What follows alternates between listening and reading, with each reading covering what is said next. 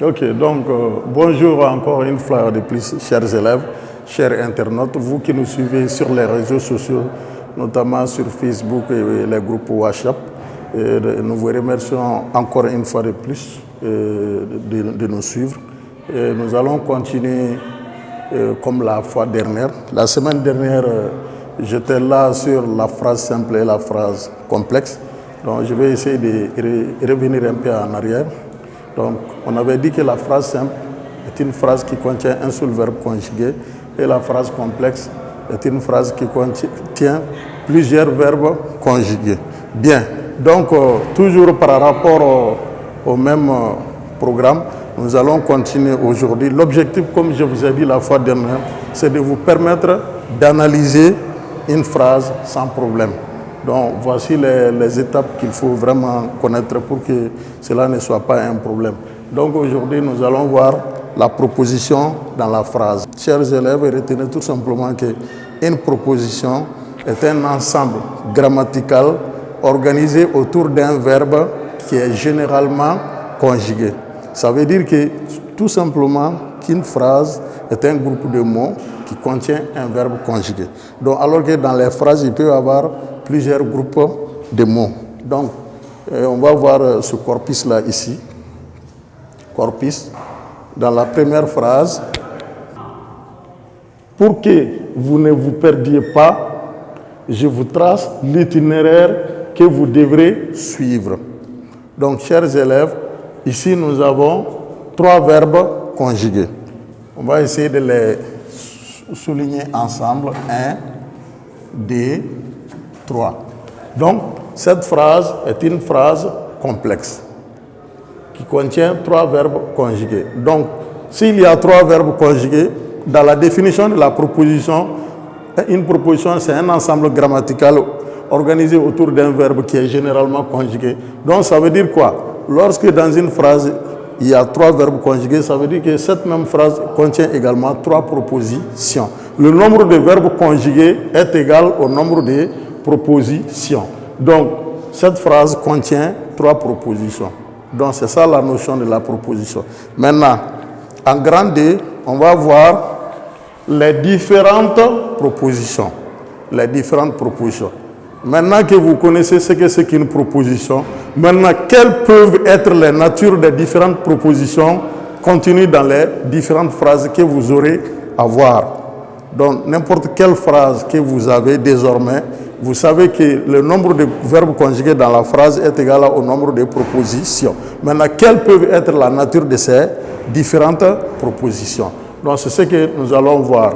Donc, en grand temps, on va voir d'abord les propositions indépendantes. Chers élèves, à ce niveau, il faut savoir qu'il peut, dans la phrase, les propositions peuvent avoir plusieurs natures.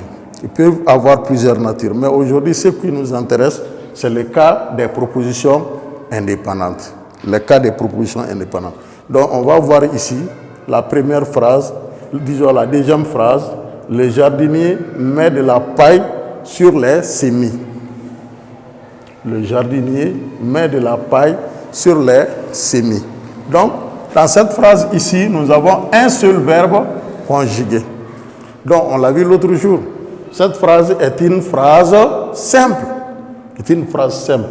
Donc, elle contient un seul verbe conjugué. Ça veut dire que c'est une phrase qui contient une seule proposition. Donc, chers élèves, retenez encore une fois de plus, lorsque dans une phrase, nous avons un seul verbe conjugué, cette phrase est une proposition indépendante. La phrase simple est toujours une proposition indépendante. C'est ce qu'il faut retenir. Quand on vous demande d'analyser cette phrase, elle est toujours une proposition indépendante. Donc, en ce moment, la troisième phrase également, le maître explique la leçon, virgule, les élèves l'écoutent. Le maître explique la leçon, virgule, les élèves l'écoutent. Ensemble, on va souligner le nombre de verbes conjugués. On a explique, on a écoute. Donc, 2 verbes conjugués, 2 propositions. Cette phrase contient 2 propositions. Maintenant, quelles sont les natures des propositions, des 2 propositions dans cette phrase? C'est ce qu'on va voir. Et regardez ici, quand on dit le maître explique la leçon, virgule, les élèves l'écoutent. On a deux verbes conjugués. Mais ici, nous remarquons que c'est la virgule qui sépare les deux parties.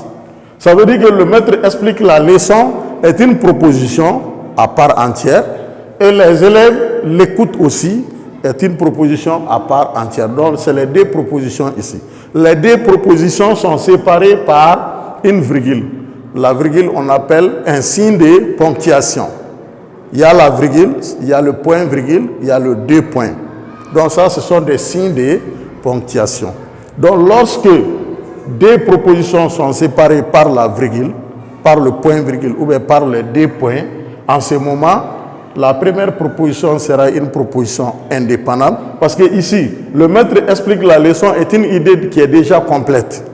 Le maître explique la leçon, elle est une idée complète. Donc c'est une proposition indépendante. Virgule. La deuxième proposition aussi est une proposition indépendante. Est une proposition indépendante. On a évité la répétition, sinon on devrait dire les élèves écoutent le maître. Mais le maître ici est remplacé par L'. Donc L' ici remplace le maître. Donc c'est un pronom personnel ici qui remplace un nom. Donc les élèves l'écoutent est une proposition indépendante, mais cette deuxième proposition indépendante est séparée de la première par la virgule. Donc lorsque la proposition est séparée par l'autre, au moins de la virgule, de point virgule ou bien de deux points, on appelle ça proposition juxtaposée. Proposition juxtaposée. Donc ici, c'est une proposition indépendante juxtaposée, la deuxième. Elle est juxtaposée à la première proposition. Proposition indépendante juxtaposée. Et ici, c'est une proposition qui est indépendante. C'est la deuxième qui est séparée de la première par la virgule. Donc, c'est la deuxième qui est juxtaposée. Donc, dans les propositions indépendantes, lorsque nous avons des phrases complexes, elles peuvent être également des propositions indépendantes.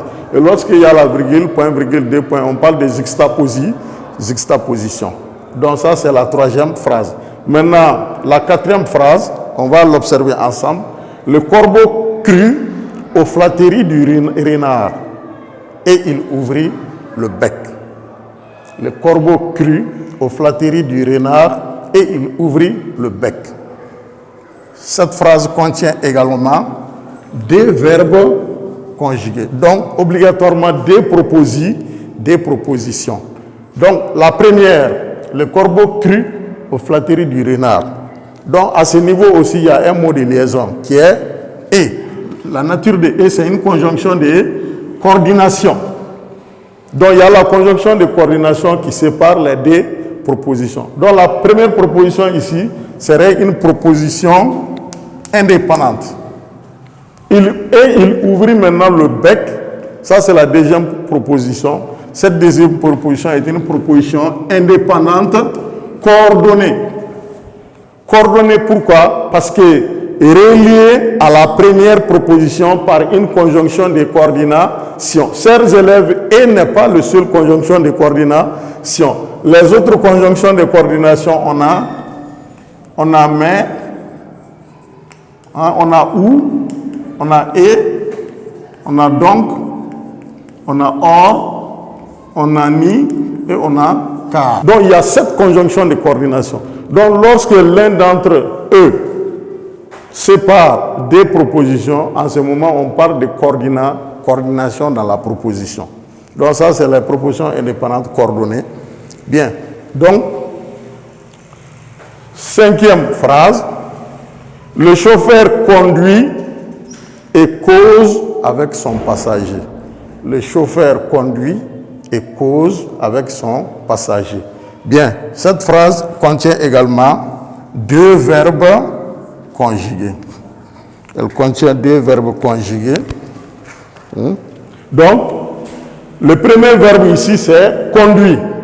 Le chauffeur conduit serait une proposition indépendante. Et cause avec son passager. Ici, nous avons la conjonction de coordination. Mais ici, il faut faire attention. Et regardez, c'est le même sujet. Les deux verbes-là appartiennent au même sujet. Donc ici, nous remarquons que ici, le sujet n'est pas exprimé. On devrait dire le chauffeur conduit et le chauffeur cause avec son passager. Mais puisque dans la deuxième proposition, le sujet n'est pas exprimé, on a omis le sujet pour éviter la répétition. Donc, en ce moment, ici, la première proposition sera une proposition indépendante et la seconde sera une proposition indépendante coordonnée en même temps elliptique. Proposition indépendante, non seulement elle est coordonnée, parce qu'il y a une conjonction de coordination, mais elle est aussi elliptique du sujet. Elliptique, ça veut dire que le sujet est omis. Le sujet n'est pas exprimé. Donc, dans le corpus, c'est ce qu'il fallait comprendre. Donc, la proposition, comme on l'a si bien dit, c'est un ensemble grammatical organisé autour d'un verbe généralement conjugué. Le nombre de verbes dans la phrase est égal au nombre de propositions. Maintenant, les différentes propositions, on a dit qu'il y en a beaucoup, mais nous allons prendre les cas des propositions indépendantes aujourd'hui. La phrase simple, elle est toujours une proposition indépendante. Lorsque vous avez une phrase qui contient un seul verbe conjugué, c'est une proposition indépendante d'emblée. Maintenant, les propositions peuvent être aussi des propositions juxtaposées. Juxtaposées lorsqu'elles sont séparées par la virgule, le point virgule ou bien le dépoint. On parle de juxtaposition. Donc en ce moment, il n'y a pas de mot de liaison, mais la séparation est faite à au moins de la virgule, du point virgule et des deux points. Il y a également les propositions indépendantes coordonnées. On parle de coordination lorsqu'il y a les conjonctions de coordination que nous venons de citer, mais où est donc ornicar. Ça, ce sont des conjonctions de coordination. On a également les propositions indépendantes elliptiques lorsque le sujet ou bien le verbe n'est pas exprimé dans le but d'éviter la répétition. On parle en ce moment des propositions elliptiques. L'ellipsion peut porter sur le sujet ou bien sur le verbe. Donc, voilà ce qui va mettre un terme à notre leçon du jour. Je vous demande encore une fois de plus de serrer les ceintures car le meilleur est à venir. Je vous remercie.